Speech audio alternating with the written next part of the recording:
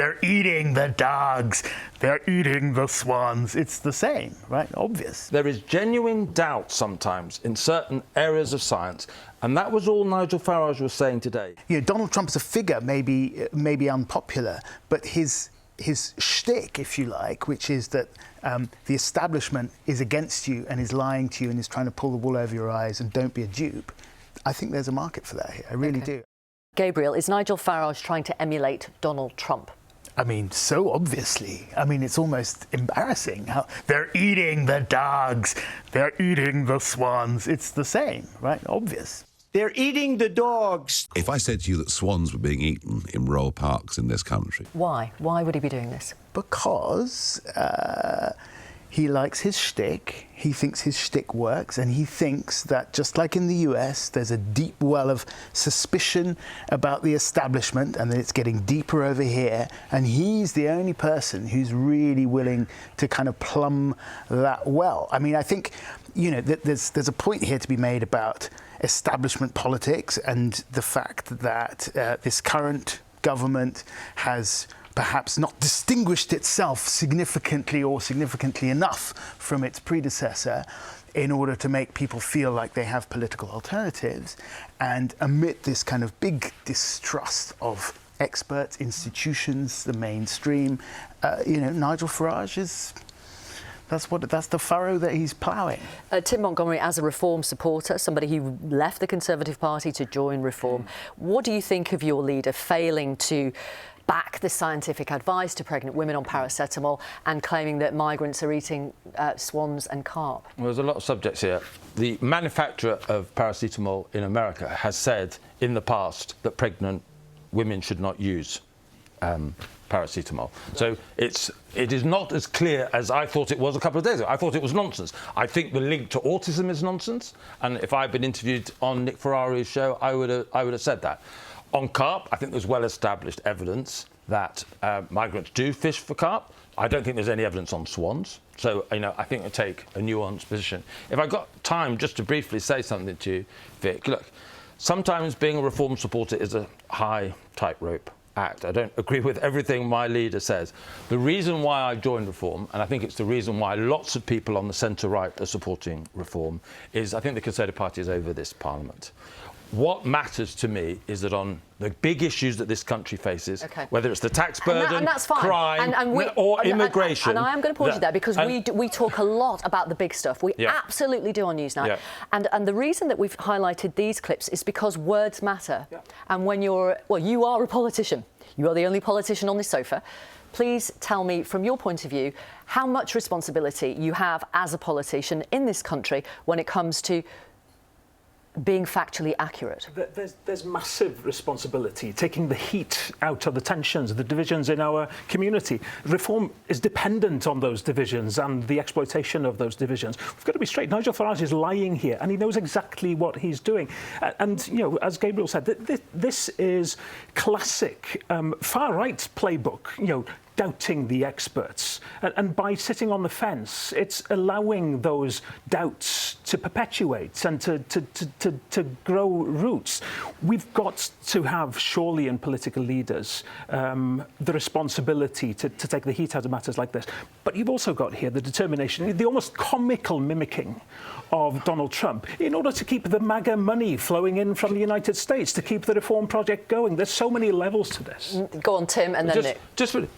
What I think Nigel Farage was saying, do you remember during COVID, we were told absolutely that the vaccines would stop transmission. What the vaccines were very good at was stopping us getting seriously ill. But actually, a lot of the time, things were said that were absolute fact that turned out not to be fact. There wasn't the awareness that there is doubt in science. I just want to repeat again. There is no proven link between autism and pregnant women taking paracetamol. I have already conceded that. Right. What I'm trying to say is a broader point, is that there is genuine doubt sometimes in certain areas of science, and that was all Nigel Farage was saying today. He said that when we absolutely assert absolutisms when they aren't true, you actually fuel conspiracy theories down the line. The Sun was sanctioned by the regulator in 2003 for putting forward this idea that swans were being eaten, 20 years plus ago. Can I just pick Tim up what you were saying about that particular manufacturer of that paracetamol product in the United States? It does say that pregnant women shouldn't take it. It doesn't say because it's autism. No, the position I've considered that twice already. The position in this country is that paracetamol is recommended for pregnant women because if you do not treat a fever for a pregnant woman, that could be really damaging to the baby. So with that very serious medical advice, you have the leader of Reform UK, who could be Prime Minister, saying, I don't know. We have your deputy leader coming down like a ton of bricks on an ITV news reporter, accusing him of smearing and labelling people like a Westminster journalist when he quoted medical evidence. Yeah. And then we have the chairman of your party, Dr. David Bull, who is a doctor, saying there is no link between paracetamol and autism, full stop. So that's three different people in the party. Nigel Farage, I don't know, the deputy leader attacking a journalist for quoting medical experts, and your chairman, who's a doctor, saying there's no link between paracetamol and autism. I think for the fourth time now on this programme, I'm about to say that I do not think there is any link between paracetamol and autism.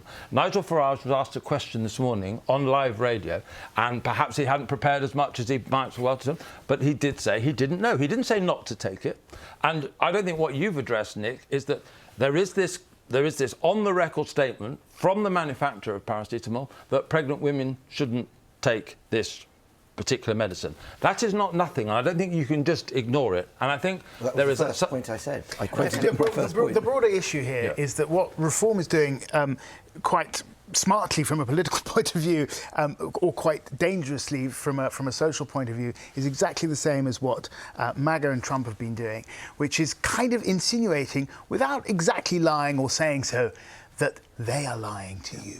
They're all keeping stuff from you. They're trying to make you believe something that isn't true. Question more, ask more, and until you believe nothing, right? And this has been a very successful strategy for Donald Trump in America. And if you think there isn't a market for that kind of anti-establishment feeling here in the UK, then we haven't learned anything from 2016 and Brexit. Well, that is interesting. And on that point, we spoke to Luke Trill, who is the director of the polling organisation More in Common, to see if this kind of strategy from Nigel Farage will work here in the UK. Have a listen. Well, Nigel Farage is known for being very good at capturing the public mood. But I think on this issue, he might well find himself out of step. The British public actually have very high trust in scientists. If you look at the graphic, you can see that whilst trust in politicians is way down at net -75, trust in journalists down at -39, trust in scientists is actually +58. You know, the public tend to listen to what scientists say, and there isn't that kind of culture war divide you see in the US. There's another reason, though, why I think this might be potentially damaging for Nigel Farage and how the public perceive him, and that's because, once again, he seemed to be aligning with Donald Trump. Donald Trump is not popular in Britain. You can see from the graph on the screen, when we ask people, do you have a positive or negative view of Donald Trump? 8% say very positive, 12% quite positive. But look at those negatives, 13% quite negative and 47% very negative. So Donald Trump is underwater with the British public, and there's a real risk to Nigel Farage if he associates himself too much with the US president that he start to be seen as the British Trump.